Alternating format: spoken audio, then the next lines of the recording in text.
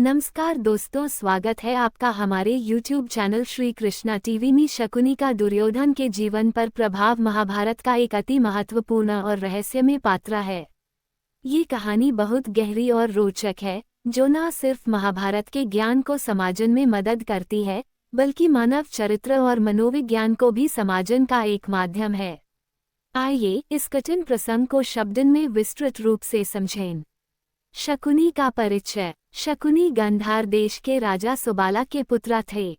उनका जन्म एक शक्तिशाली और राजसी परिवार में हुआ था। शकुनी अपनी बुद्धिमत्ता, रणनीति और चतुराई के लिए प्रसिद्ध थे।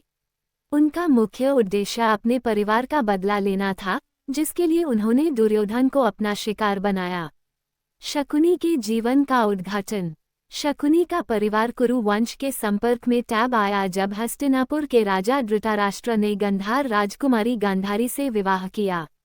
यह एक प्रसंग स्मरणीय है कि गांधारी को एक श्राप के कारण अंधाता का सामना करना पड़ा था, और इसी कारण उन्होंने अपने पति धृतराष्ट्र के लिए अनपत्नी बनने का संकल्प लिया। धृतराष्ट्र और गांधारी के संबंध और शादी के बाद गांधार राज सुबाला और उनके परिवार को हस्तिनापुर में अपमानित किया गया। युधिष्ठिर के पितामह भीष्म ने गांधारी का विवाह धृतराष्ट्र के साथ जबरदस्ती तय किया था। ये अपमान शकुनी के मन में घृणा और बदले की भावना भर गया। शकुनी का बदले का संकल्प तारांकन। शकुनी ने अपने परिवार के अपमान का बदला लेने के लिए एक रणनीति बनाई। उन्होंने कुरु वंश को अंदर से तोड़ने का संकल्प लिया। इसका प्रारंभ उन्होंने दुर्योधन को अपनी साजिश का हिस्सा बनाकर किया। दुर्योधन, जो धृतराष्ट्र का पुत्र था, अपनी पैद लालसा और असुरक्षित स्वभाव के कारण शकुनी के लिए एक आसान शिकार बन गया। दुर्योधन को विश्वास में लेना। दुर्योधन अपने चाचेरा भाई युधिष्ठिर से हमेशा ईर्ष्या करता था, क्योंकि युधिष्ठिर को हस्तिनापुर का वारिस बना दिया गया था। शकुनी ने इस ईर्ष्या को अपने फायदे के लिए इस्तेमाल किया और दुर्योधन को समझाया कि पांडव उसके सबसे बड़े दुश्मन हैं। शकुनी ने दुर्योधन को ये भरोसा दिलाया कि अगर वो उनका साथ देगा तो वो हस्तिनापुर का सम्राट बन सकता है। चतुराई और चालबाजी तारांकन। शकुनी ने अपनी रणनीति से दुर्योधन के मन में पांडवों के प्रति नफरत और गुस्सा भर दिया। उन्होंने चतुराई से दुर्योधन के विचारों को ऐसे प्रभावित किया कि उसका पूरा जीवन पांडवों को हारने और उन्हें बर्बाद करने में निकल गया। शकुनी का प्रमुख हथियार था चौपड़ का खेल, जिसमें उन्होंने अपनी चतुराई का प्रदर्शन करते हुए पांडवों को विवश कर दिया। द्यूत सभा और द्रौपदी का अपमान। महाभारत के इतिहास में द्यूत सभा एक अत्यंत महत्वपूर्ण घटना है। शकुनी ने द्यूत खेल के माध्यम से युधिष्ठिर को उनका सब कुछ छान पर मजबूर कर दिया।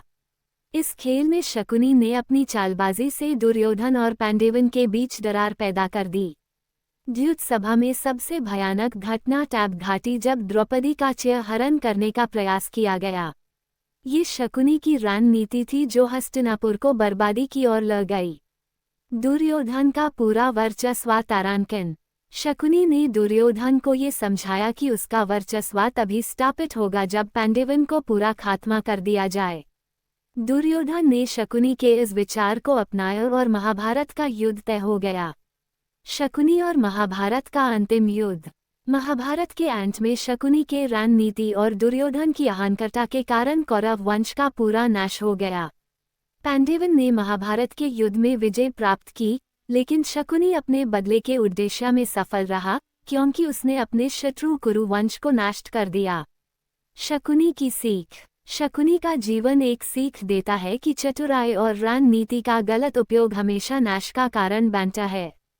शकुनी की रणनीति भले ही तुरंत फेदा पहुंचती हो, लेकिन उसका अंत हमेशा विपत्ति में होता है। ये कहानी बताती है कि क्रोध, ईर्ष्या और प्रतिशोध का समर्थित व्यक्ति अपने साथ साथ दूसरों को भी नष्ट कर देता है। महाभारत के माध्यम से शकुनी और दुर्योधन का संबंध एक आदर्श उदाहरण है जो युद्ध, राजनीति और मानव स्वभाव को व्याख्या करने। अगर आप भी स्टोरी में इंटरेस्ट रखते हैं तो चैनल को सब्सक्राइब करें।